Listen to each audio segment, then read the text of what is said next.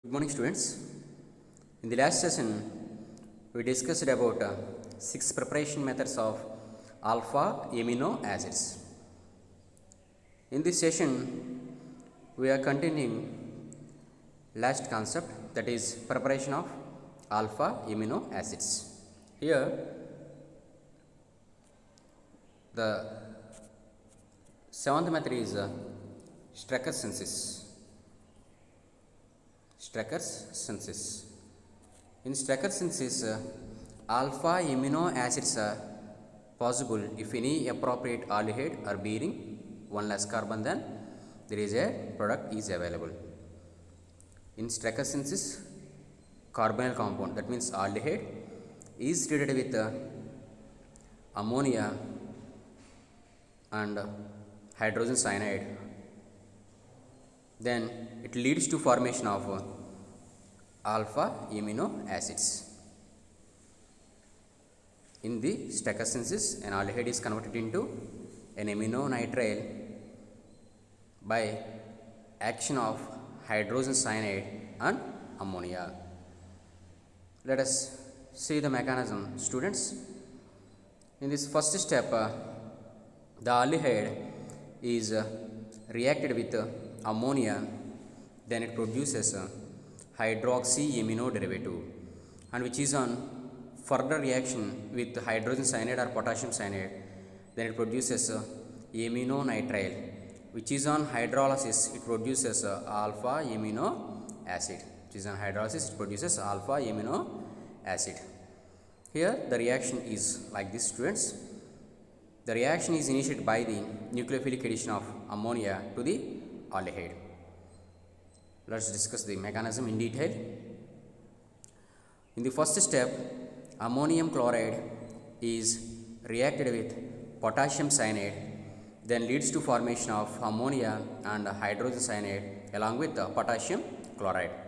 Now the carbonyl compound is reacted with ammonia, then it gives hydroxyamine, then it forms hydroxyamine. Then this hydroxyamine is undergo dehydration followed by reduction, it produces followed by reaction with cyanide, it leads to aminonitrile, it leads to formation of aminonitrile.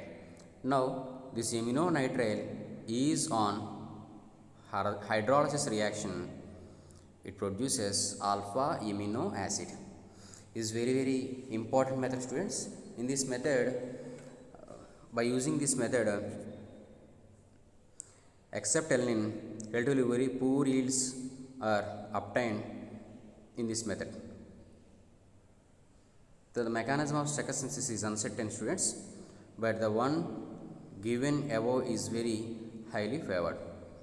Here we can also explain further other type of mechanism, that is the carbonyl compound is reacts with hydrogen cyanide, then it leads to formation of cyanohydrin, and the cyanohydrin is on further treatment with ammonia or ammonium chloride, then it produces aminonitrile, then aminonitrile is on hydrolysis reaction, it gives alpha amino carboxylic acids. So Strecker synthesis is very important for the preparation of alpha amino acids. What is Strecker synthesis, students? In Strecker synthesis, aldehyde is converted into an alpha amino acid.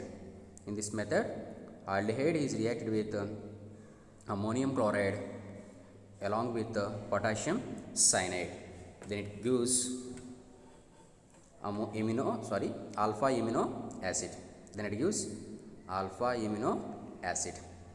So by using this method, we can prepare alanine, glycine, serine, valine, methionine, glutamic acid,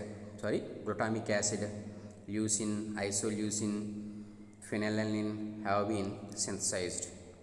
So good yields of products are obtained by using this method. So here the second method, that means the eighth method for the preparation of amino acids is Curtius reaction. So in this Curtius reaction, Alpha amino acids are produced from malonic ester. What is Curtius reaction? Carbonyl compounds, that means carboxylic esters are converted into acyl azides.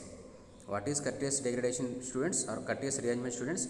Acyl azides are converted into amino derivatives. Acyl azide derivatives. Acyl azide derivative is converted into, this is acyl azide derivative, and it is converted into amino derivatives. So in this Curtius rearrangement, potassium salts of malonic ester or malonic acid prepared in accordance to the following reaction. So here malonic ester is now first reacted with the base, followed by treatment with alkyl halide, and it produces alkylated malonic ester. Now this malonic ester, alkylated malonic ester, is reacted with hydrazine, and it gives substituted some hydrazine is reacted at the carbonyl ester functional group. Now this is converted into acyl azide by the treatment of nitrous acid. Now the acyl azide is warming in presence of ethyl alcohol, then it leads to formation of urethane. This urethane is on heating in presence of HCl, then it leads to formation of alpha amino acid. In place of malonic ester, ethyl cyanoacetate may be used as a starting material.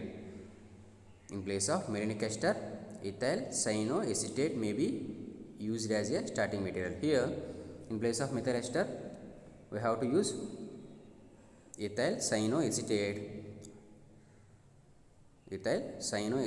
and the procedure is as it is, as like above mechanism, So by using Curtius degradation also, or by using Curtius reaction also, we can prepare alpha amino acids. So by using this method, we can prepare phenylalanine and tyrosine.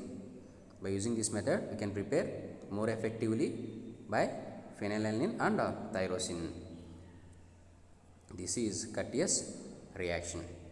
What happens in Curtius reaction? In Curtius reaction, malonic ester is reacted with base, followed by treatment with alkyl halide, and followed by treatment with nitrous acid. Then it leads to formation of acid azide, which is on heating at along with ethyl alcohol. Then it leads to formation of urethane, and this is on treatment with HCl. Then it leads to produce amino acid. By using this method, we can prepare phenylalanine and tyrosine more effectively. By using this method, we can prepare phenylalanine and tyrosine are more conveniently or more effectively. This is Curtius reaction, students. And the ninth reaction is the ninth preparation method is Hofmann degradation method. So what is Hofmann degradation method, and how the mechanism proceeds to form an alpha amino acid? It is another variation of malonic ester method. In this method, Hofmann degradations on esteramides. Here, in place of malonic ester, we have to take malonic amide. In place of malonic ester, we have to consider malonic amide. Here, it is the malonic amide. Here, it is the malonic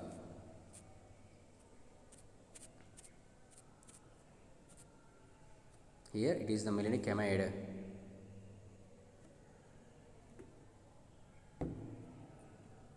Here it is the malonic amide, and this is an Hofmann degradation reaction. It produces amine derivative, which is on hydrolysis. It forms alpha amino acid. Already we know the mechanism of Hofmann degradation, students. What is Hofmann reaction or Hofmann rearrangement reaction? In Hofmann rearrangement reaction, primary amides are converted into primary amines with the formation of isocyanate intermediate. In this method, Hofmann degradation method, we take in place of malonic ester, we take ester amide. this ester amide is on Hofmann degradation reaction or Hofmann bromide reaction, then the amide functional group is converted into a primary amine derivative.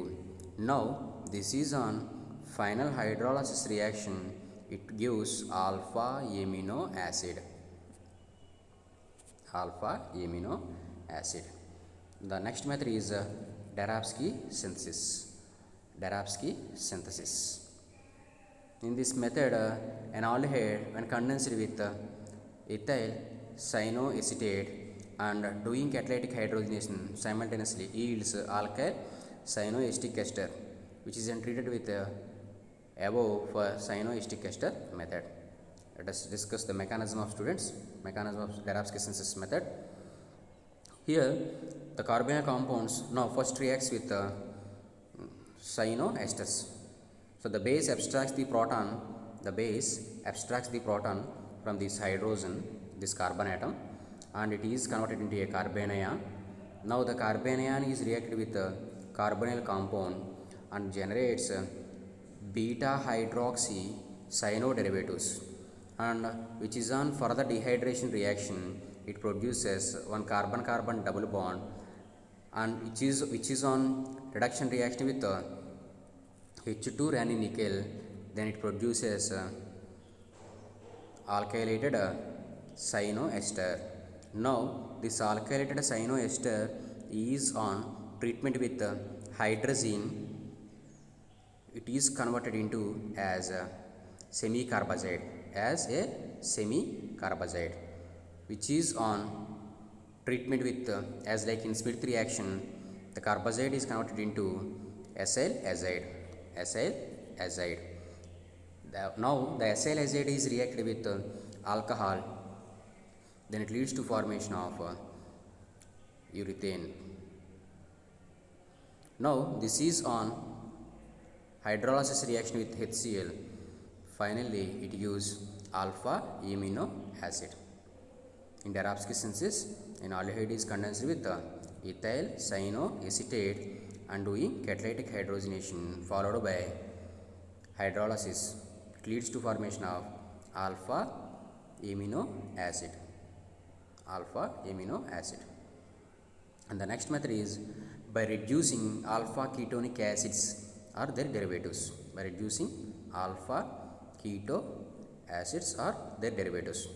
Now here alpha ketocarboxylic acids is treated with ammonia, then it leads to formation of imino derivative,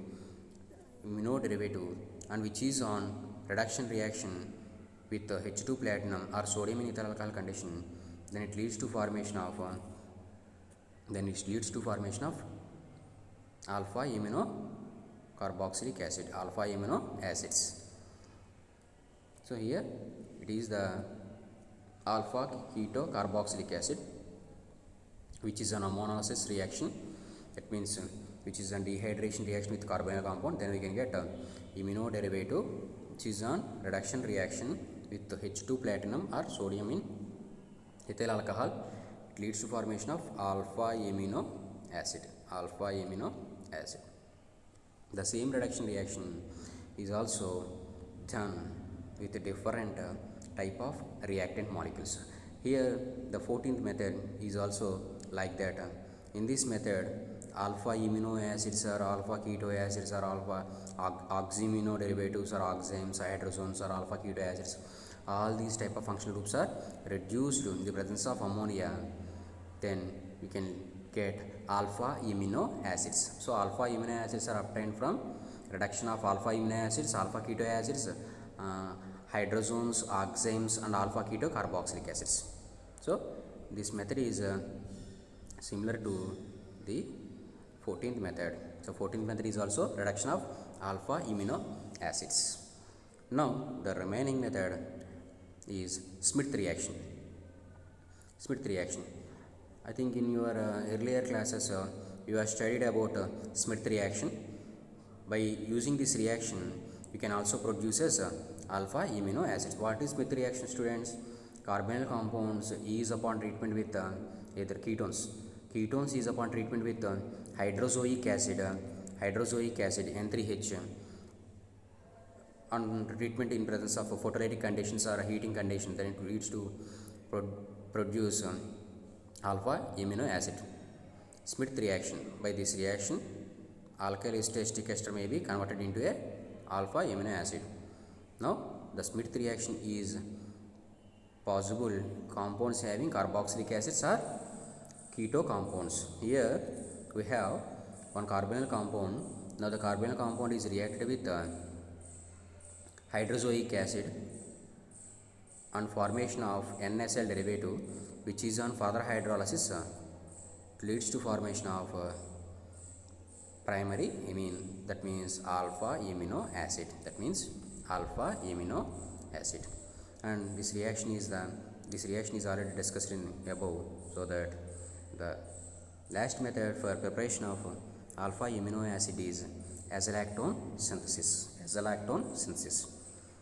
In this method, preparation of an azolactone may be effected by boiling the mixture of an aromatic aldehyde and acyl glycine. In azolactone synthesis, first of all, the lactone, that means azolactone, lactone means cyclic ester is called lactone.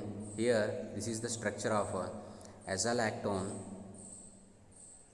This azolactone is produced from hippuric acid or N-benzoyl glycine. N-benzoyl glycine or hippuric acid is condensed with acylated derivative, then it leads to formation of azolactone.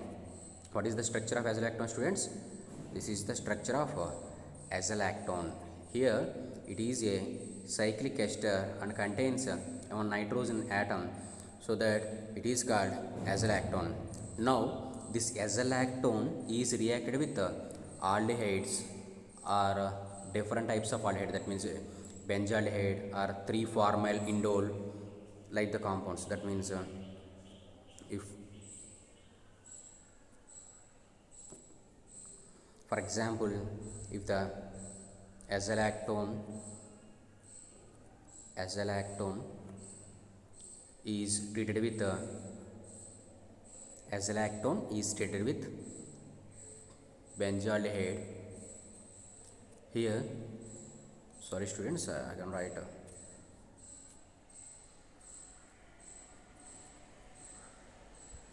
this is azolactone, and the hydrogens present at this carbon is very acidic in nature. Then this is upon treatment with aromatic aldehyde, the base abstracts the proton from this carbon and it gets negative charge, and the negatively charged carbon is attacked at carbonyl carbon and leads to formation of hydroxy derivative, which is on dehydration reaction, and followed by hydrolysis, then we can get phenylalanine, students. Phenylalanine.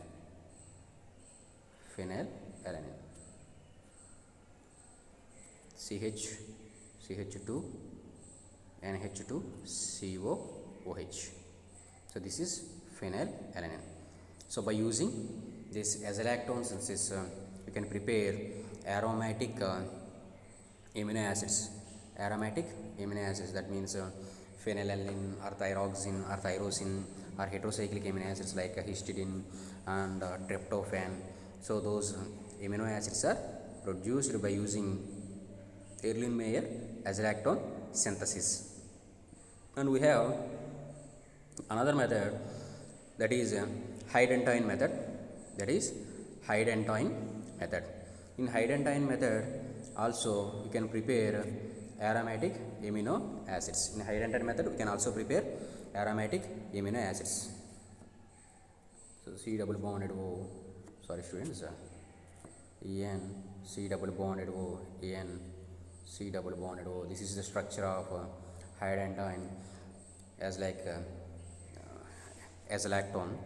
Now it is reacted with again aromatic aldehydes.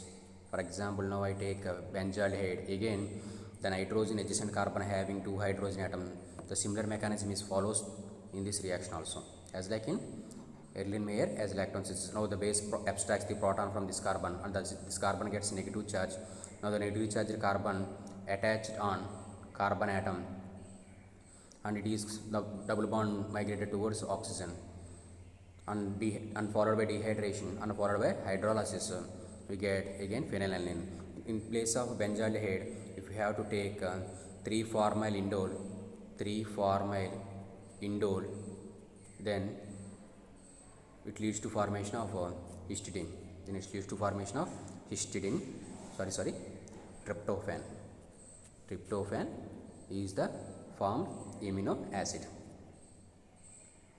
So, Erlenmeyer lactone synthesis and Heidenstein method, both the methods are useful for the preparation of amino acid. That means aromatic amino acids. Dear students, these are the 15 methods for the preparation of amino acids.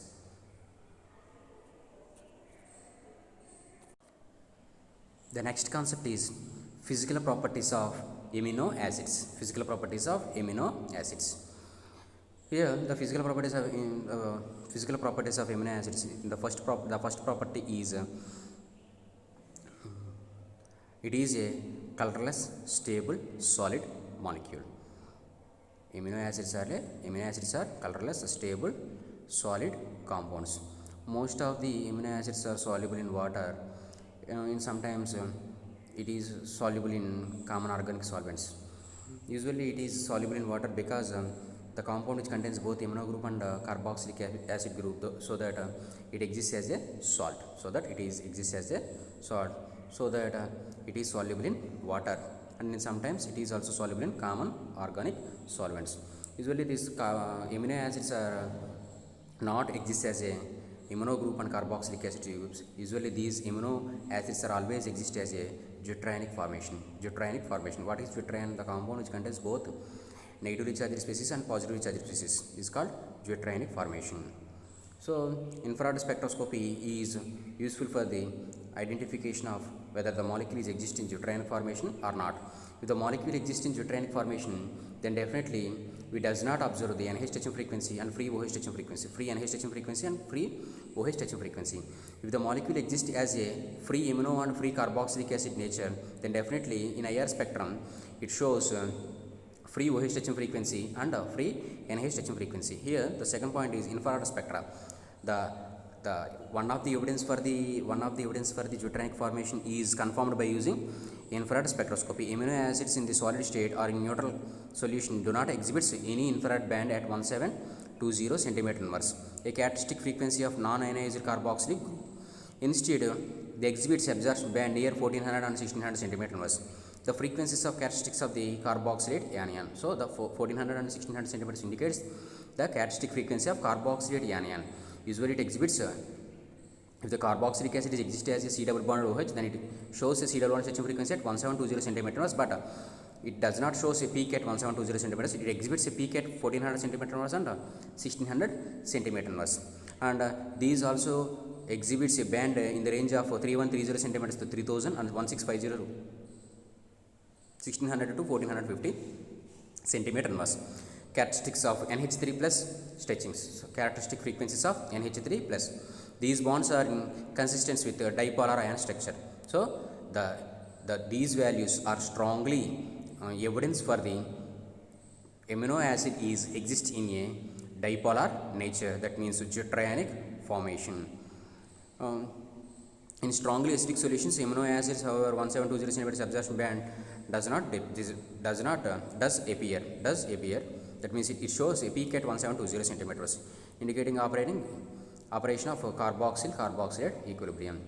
So in sometimes it may be there exists an equilibrium between carboxylate anion and carboxylic acid. Then it shows a peak, that the peaks corresponding to the carboxylate anion at 1600 to 1400 centimeters, and a peak corresponding to free carboxylic acid is 1720 centimeters. So this is the most important evidence for the formation of deuterionic form. And the third physical property is stereoisomerism of alpha amino acids. So stereoisomerism of alpha amino acids.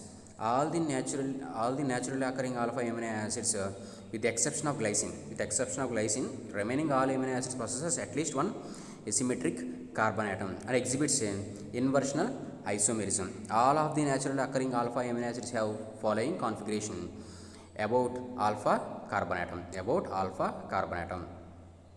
Alanine has one asymmetric carbon atom and can exist in two isomeric forms. These two isomers are similarly in all respects in plane polarized light. So here we have usually except glycine, remaining all amino acids are having at least one chiral center, so that it rotates the plane polarized light either left or right. So that here the point is asymmetric carbon atom and can exhibit inversional isomerism. Inversional isomerism. And the fourth physical property is absolute configurations. The absolute configurations of amino acid is naturally occurring amino acids are always in L configuration. Naturally occurring amino acids are L configuration.